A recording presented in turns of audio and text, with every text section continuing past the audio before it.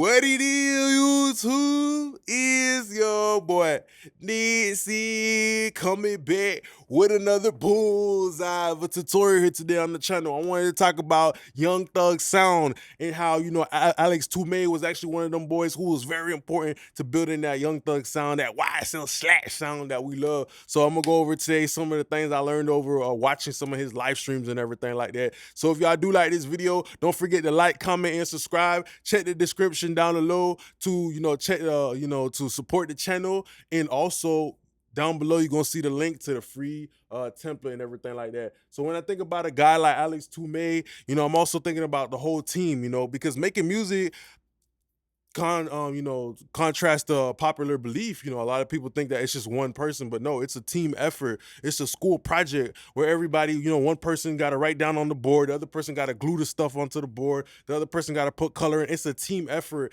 that creates the end product of art. You feel me? And unless you really make music like that, I feel like most of the times, like the audience, they might only think it's just one person that might be doing, or one to two people at most that's making these songs, but it's a whole team of people. So on the team, the Avengers, you feel me? You got Alex Tumay, you feel me? You got Baines, and you got Flo who working in the background, them the engineers, you feel me? I know that Alex Tumay was the OG engineer for Young Thug when it was coming to like that really early type of work. I think he also did Days Before Rodeo too, so he been tapped in, you feel me? And then you got Baines, who was kind of like Young Thug's new tracking engineer, you feel me? He kind of took that away from Alex Tumay. And you got Flo, who, Flo, he's a really dope, underrated engineer. He's Gunner's personal engineer, so really dope. So these are some of the things I learned from Alex Tumay's watching his live streams. I feel like a lot of engineers, they don't know how to explain themselves at all, you feel me? And it's not their job to explain anything either, you feel me? They mix records, you feel me? But sometimes if you watch these live streams, and you might see other videos on YouTube, people just be like, yo, this is what they use, this, but they don't ever actually explain this shit and why they would use it, you feel me? So let's go over it. When I think about a guy like Alex Tumay, he working with Metro, he working with Wheezy, he working with Turbo, he working with some of the best beat makers in the game. So of course he's starting off with good ingredients. It's not hard to make a salad taste good if you got the best tomato in the world and the best lettuce in the world. You feel me? You got the best carrots in the world. You starting off with really good ingredients. So that's very important. If you make your own beats and all that shit like that, and you mix your own music, just pick the best carrots, pick the best ingredients to get the best, tracks type shit like that. So when Alex Tumay does, have an 808 that he want to spice up, I noticed that he likes to use a plugin like Decapitator on Parallel specifically.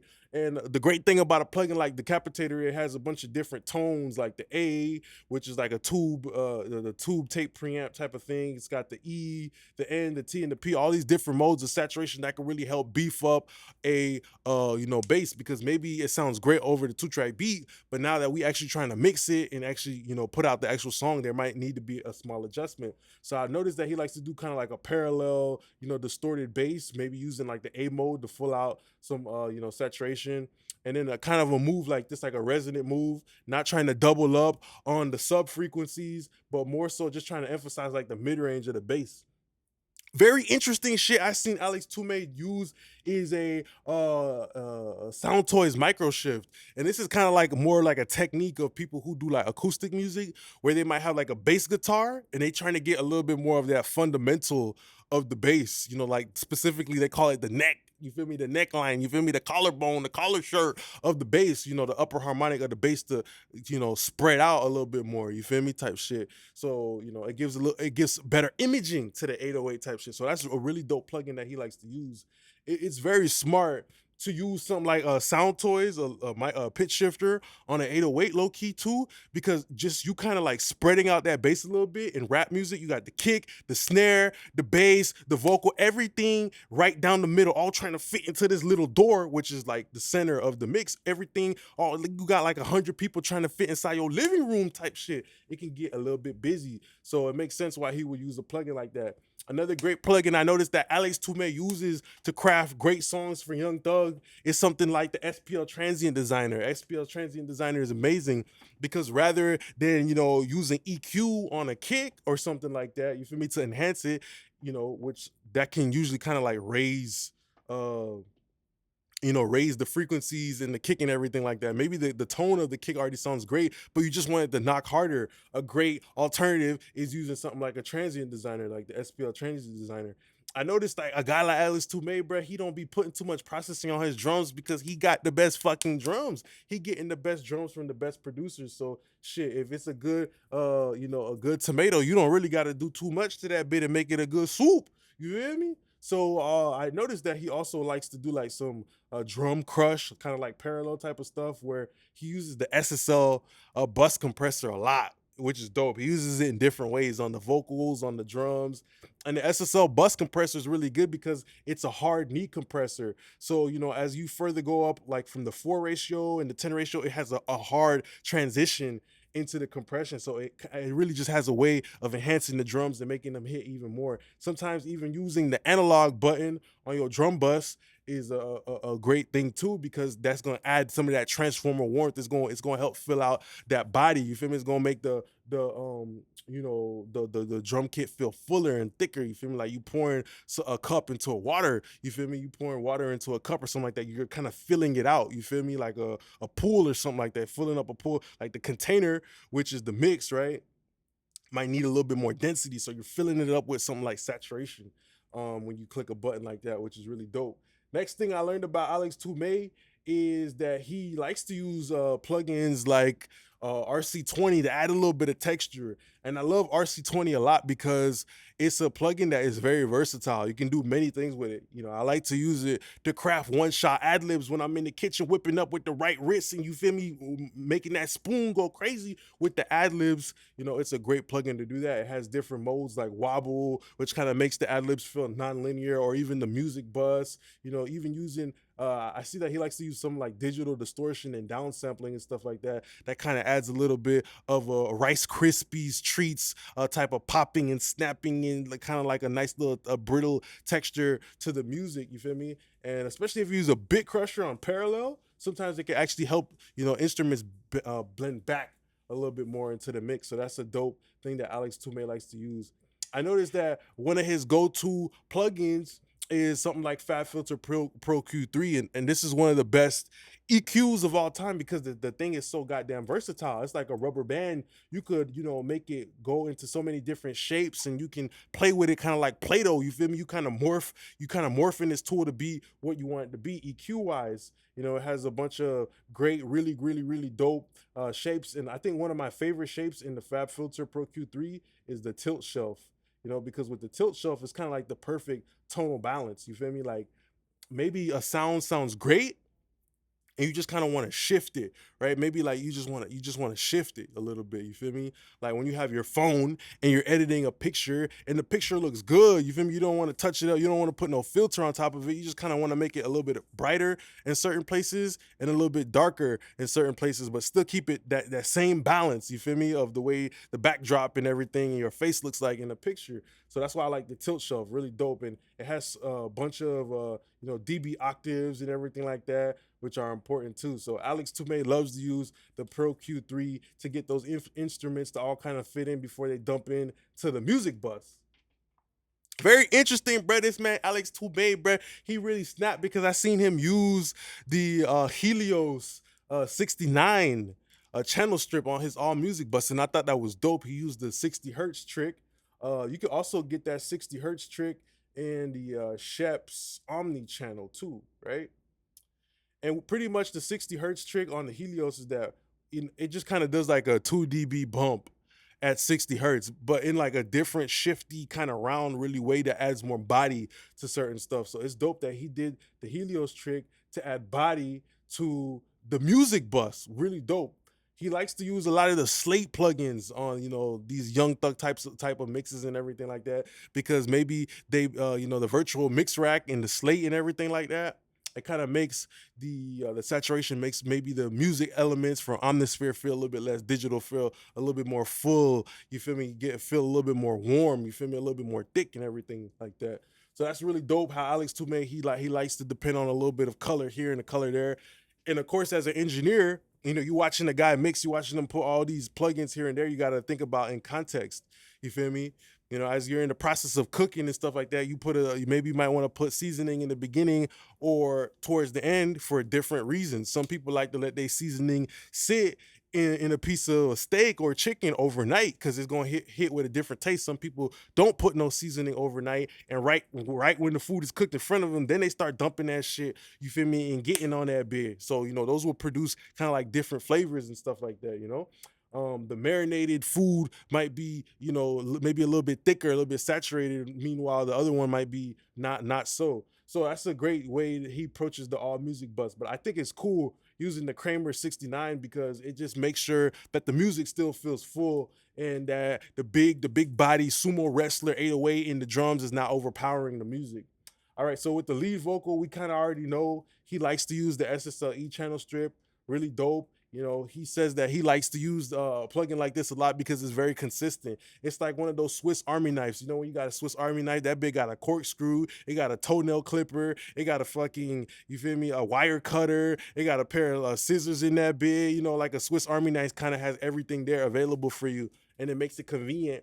And that's what a SSLE channel strip is like, you know, from the filters to the parametric EQ, a little bit compression, and all that stuff like that is really dope. I feel like on a guy like Young Thug's vocal, the SSL helps a lot because it's a hard knee, you feel me? And also the expander too, because he does all like all that little low level detail and you know, SpongeBob, Doodle Bob type of stuff.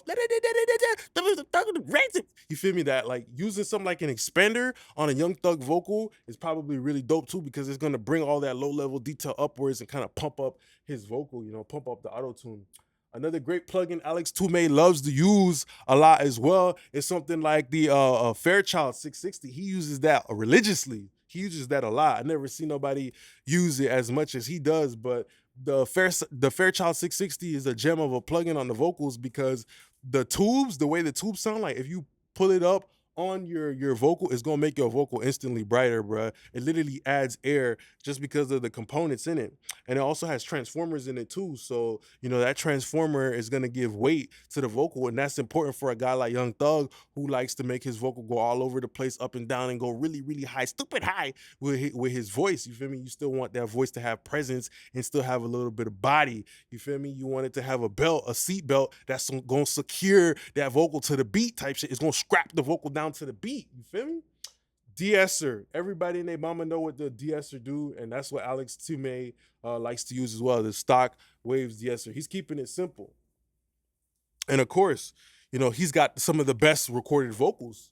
You feel me? So of course he don't really got to do too much. Maybe a dash here, a dash there, a salt, a dash here, a pepper, and that's pretty much it. That be ready to go. You feel me? Type shit like a Lunchable. You feel me? Like a Lunchables. If you ate that when you was a jit, that shit was already ready to go. It had the crackers, the cheese, the ham, all that shit was already built in. All you had to do is rip off the lid and go. You feel me? And the same thing is applies when you got a great recorded vocal. You don't got to do too much. All you got to do is just take a little bit here, there, boom, and just you ready to go. You feel me? It's already been prepped for you, right? Because it's been recorded well. And a really dope thing that he likes to use is the SSL compressor on vocals.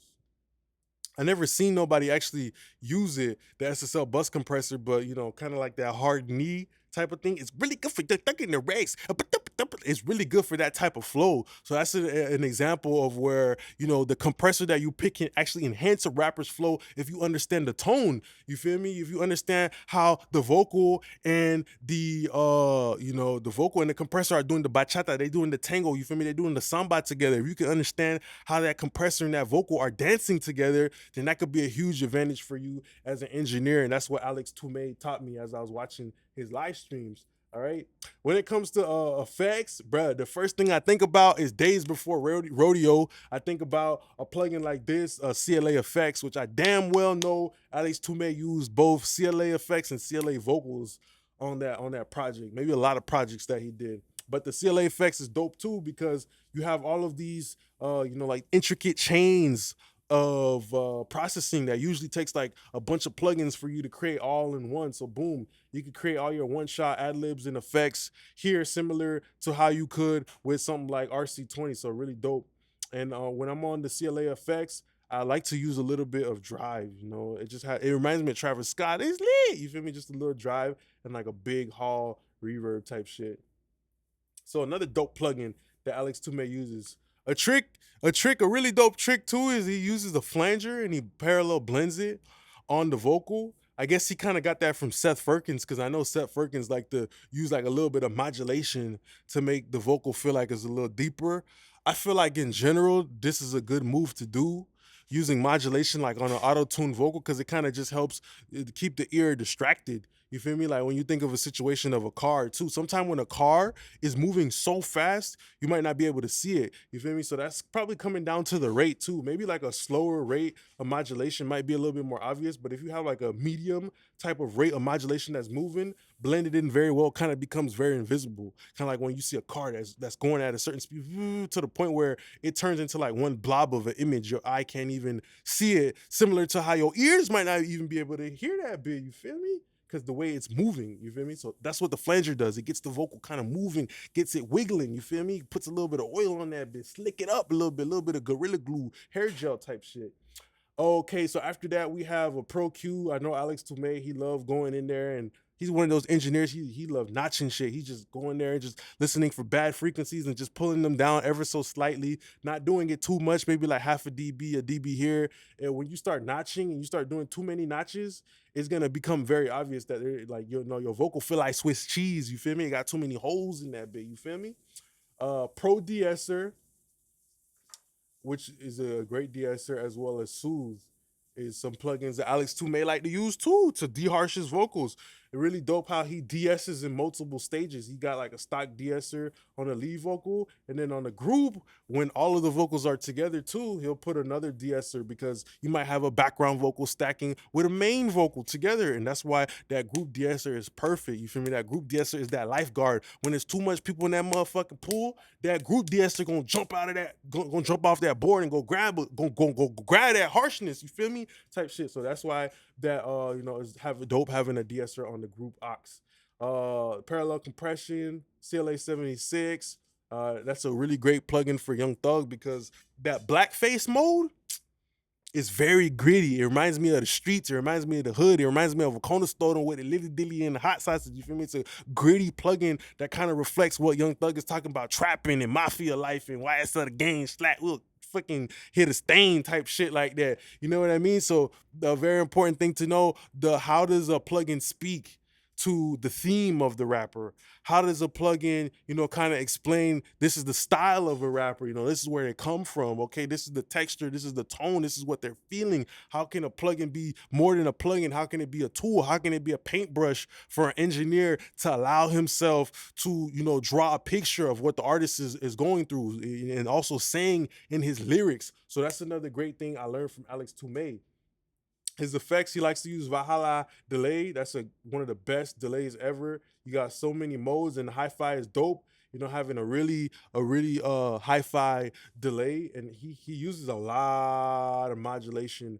I noticed on his delay, and it's dope because it helps it flutter. You feel me? Kind of blending with the auto tune. So yeah, two Valhalla delays, and the reverbs are Valhalla.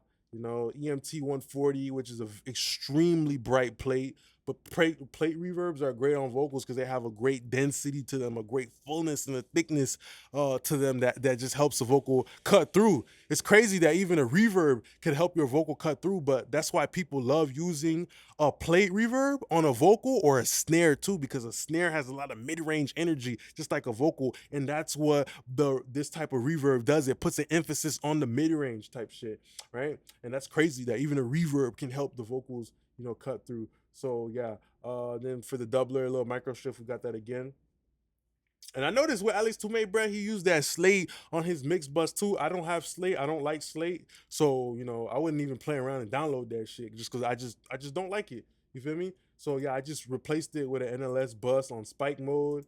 And then he uses the Brainworks as a stereo widener, which is a really dope plugin because not only is it a stereo widener, but it also has other options for like shifting bass, a mono maker, mid-side EQ and all that stuff like that. I wouldn't really play around with stuff like that on a full mix. I would just make everything actually sound good, type shit, but it's a dope tool. SSL bus compressor, as well, some more hard knee compression. He uses the Slate SSL G compressor or some shit like that. Whatever it is, it's pretty much just a hard knee compressor. Even the API 2500 has a hard knee on it too, option. So if you want to substitute that, you can use that too. But this is a really dope plugin too, because I mean, you hit that analog button again, and you get more transformer warmth that could help your, you know, music bus become more dense. The vocal, it's giving a broadband bit of peanut butter, you know, thickness, a broadband bit of Jiffy thickness, type of Peter Pan peanut butter, that's thickening up the whole mix type shit, you know. So that's really dope plugin. And then the Fresh Air, I know he uses like the I don't remember what it's called. It's one of the Slate modules, but I substituted it with the Fresh Air, which is the only Slate plugin I will, you know, I actually like, you know, and it's the free one. Thank God I ain't have to pay for it. But yeah, that's a dope plugin. And the last thing is a Pro L. So that's pretty much the end of the video here today. I didn't want to make it too long, but I was watching Alex Tumay mix for a few hours, and I noticed that, you know, a lot of engineers, they really just don't know how to explain themselves. And like I said, it's not their job to explain it. So I wanted to break it down myself and create this free template for y'all. So check it in the link down below. Just want to say thanks a lot for being a great part of my YouTube family. Appreciate y'all now. Slack.